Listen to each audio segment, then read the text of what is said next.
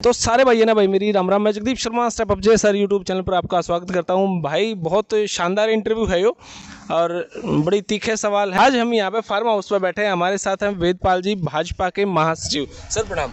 जी नमस्कार सभी दर्शकों को, आपको नमस्ते, राम राम। सर कैसे हैं आप? एकदम बहुत बढ़िया, बहुत शानदार तैयारियां चल रही हैं जी। तो अच्छे ही होंगे। तो भाई वेदपाल जी हमारे महासचिव भाजपा से, मैं ये भी कह सकता हूँ ये भाजपा की चाणक्य है।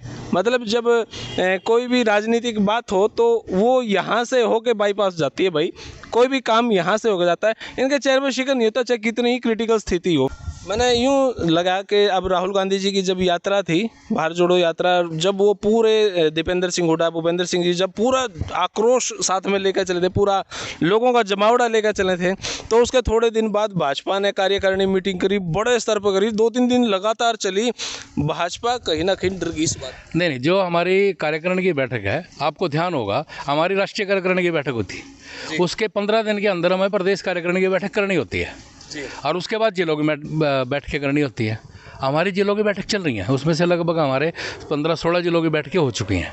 तो हमारा एक ये प्रक्रिया है, ये प्रोसीजर है, सेट प्रोसीजर है ये।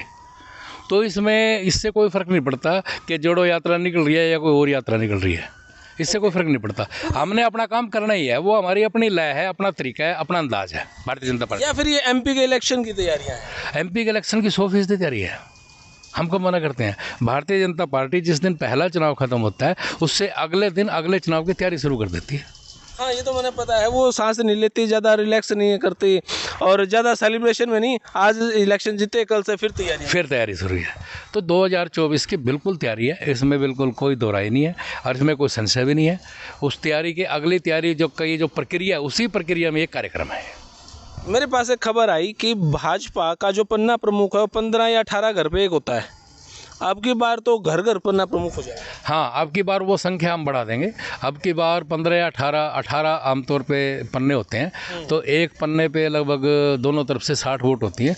तो उसमें हमारे लगभग 4 मेंबर उसमें बनेंगे, यानी एक तरह से 4 परिवार हमारे एक पन्ने पे जुड़ जाएंगे। तो मतलब आपके पास अपडेट रहेगी कि भाई अब की बार कहाँ से कितनी वोटों से जीत रहे हो? बिल्कुल बिल्कुल रहती है।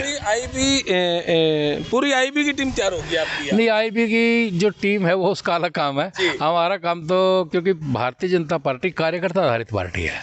कोई माने, मोदी जी भी ये कहते हैं भी मैं सबसे पहले कार्यकर्ता हूँ, और कार्यकर्ताओं की जो फौज तैयार होगी, क्योंकि उनके अंदर भी एक कसक थी। मैं आपको बताऊं कि जब हम भारतीय जनता पार्टी से जुड़े तो तब मजाक करते थे लोग कि यार तुम्हारी भी कभी सरकार आएगी, एवं टाइम बस खराब कर रहे थे। हाँ, धक्के खाने लग रहे खाम खा। लेकिन था भी, एक दिन आवेगी तो धारा 370 टूटेगी, एक दिन आवेगा तो राम मंदिर बनेगा, एक दिन आवेगा तो समान नागरिक संहिता आवेगी। और जितने भी पुराने कार्यकर्ता है, जब हम उनसे पूछते हैं कि भाई तुम क्या सोच कर लगे थे, क्या जी 370 टूटनी चाहिए, मैं टूटी कि नहीं टूटी, कि जहाँ टूटी। राम मंदिर बन रहा है कि नहीं? हाँ जी बन रहा है। अब तो अमित शाह जी ने घोषणा भी कर दी 1 जनवरी 2024। अरे एक नहीं, वो जो उसका, क्योंकि वो सारा कुछ सिला सुला पहले तैयार हो ही गई थी, अब तो वो खड़ा करना है। अब कई प्रदेशों ने घोषणा कर दी समान नागरिक संहिता की। यानी जो सोच करके हम भारतीय जनता पार्टी में तब लगे थे, तो यही सोच के लगे थे ये हमारे सारे काम पूरे हो गए। लोगों का ये भी कहना है कि भाजपा मुद्दों की राजनीति नहीं, प्रतीक की राजनीति करती है, भावनाओं पे काम करती है। राम मंदिर का, 370 का, या कोई भी बात कर दो भारत माता की जय करते हैं, कोई भी मुद्दा उठा दो तो वहाँ पे जय श्री राम का ना। भावनाओं के साथ कोई नहीं छेड़खानी कर सकता, सिर्फ भाजपा की नीति है, प्रतीक की राजनीति। अच्छा, आप ये बताइए, 80 करोड़ लोगों को राशन देना पूरे हिंदुस्तान में, ये मुद्दा है या ज़रूरत है? ज़रूरत है ना। सुनो पूरी बात। और 48 करोड़ जो जनधन के खाते खोले हैं और उनमें कोरोना में सब में पैसे डाले, ये क्या है? ये जनता का मुद्दा नहीं है क्या?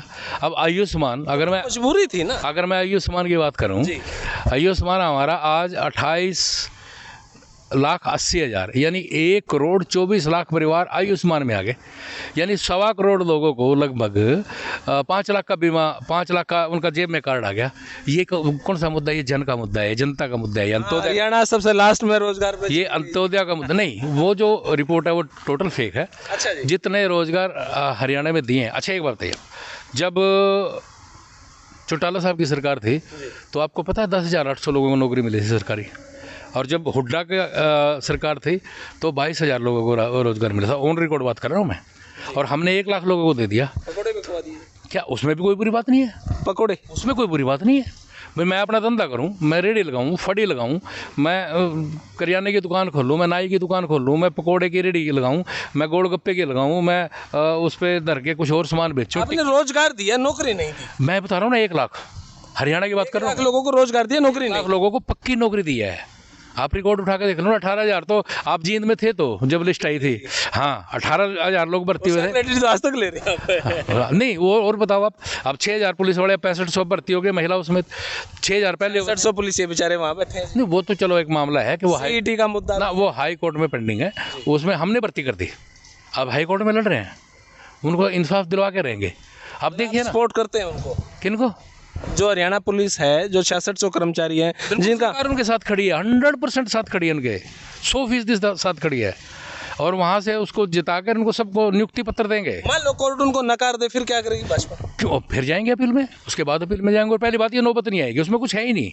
ये एक गुट है कुछ कांग्रेसियों का, जो वहाँ अपना अरेंजमेंट करके और जो भी भर्ती आती है उसको चैलेंज कराते हैं। अब हमारी एक भर्ती बता दो जिसको हम हाई कोर्ट में आ रहे हो, सारी लास्ट में फाइनल हुई हैं।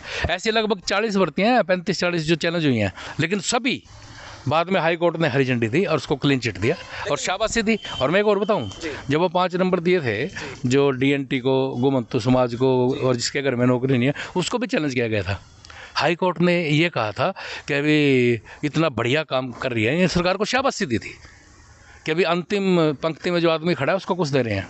हाँ, सुप्रीम कोर्ट ने कहा नोटबंदी को भी बहुत अच्छा कहा है। चलो वो तो एक फैसला आ ही गया, मैं तो बात नौकरी की कर रहा हूँ, क्योंकि आपका विषय अब नौकरियों का था, तो उसमें हाई कोर्ट ने कहा। हाँ, इस विषय पे मैं बहुत गहन से आपसे चर्चा करूंगा। पंचायत की तो कि आपने साइन करने की शक्ति छीन ली है? नहीं, बिल्कुल नहीं, सारी शक्ति हर बात पे कहीं ना कहीं सारी शक्ति उन्हीं के पास है। खैर, मैं इस विषय पे जाना नहीं चाहता, क्योंकि मुख्यमंत्री जी इसको देख रहे हैं। कभी आप फिर इसका इंटरव्यू करेंगे तो मैं आपको इसके सारे पहलू चलो, बताऊंगा। मैं सरपंचों से रिलेटेड एक सवाल पूछ लेता हूँ, आप डिनाई कर सकते हैं, मैं आपकी बात को वो ज्यादा उठाऊंगा नहीं इसमें। लोग ये कहते हैं कि सरपंची के मामले में अगर काम आप ठेकेदारों को दे दोगे या किसी कॉन्ट्रैक्टर को दे दोगे, रोड बना रहा है और उसमें रोड पे कोई गड़बड़ होगी, मसाला मिर्च मसाला कम डाल दिया, तो वो बात सरपंच के ठीकरे फूटेगी। नगर निगम, नगर निकाय, वहाँ 100% कॉन्ट्रैक्ट होते हैं, ई टेंडरिंग होती है।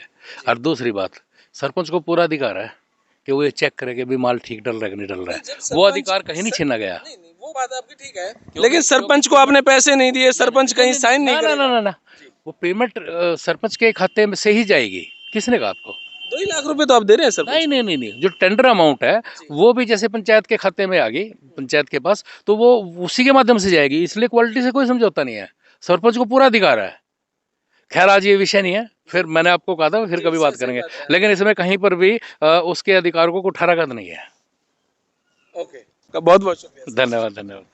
तो वही है हमारे वेदपाल जी, जब महामंत्री। भाई, असलियत में ये भाजपा के चाणक्य हैं। कई बार जब कोई रणनीति किसी पे नहीं बनती तो वो यहाँ पे आवे है। बिगड़े मरीज आड़े ठीक हुआ भाई, एम्स है यो। तो यह वीडियो आपने किसी लगी कमेंट बॉक्स में राय दे। तब तक के लिए धन्यवाद। जय हिंद, भारत माता की जय। Thank you.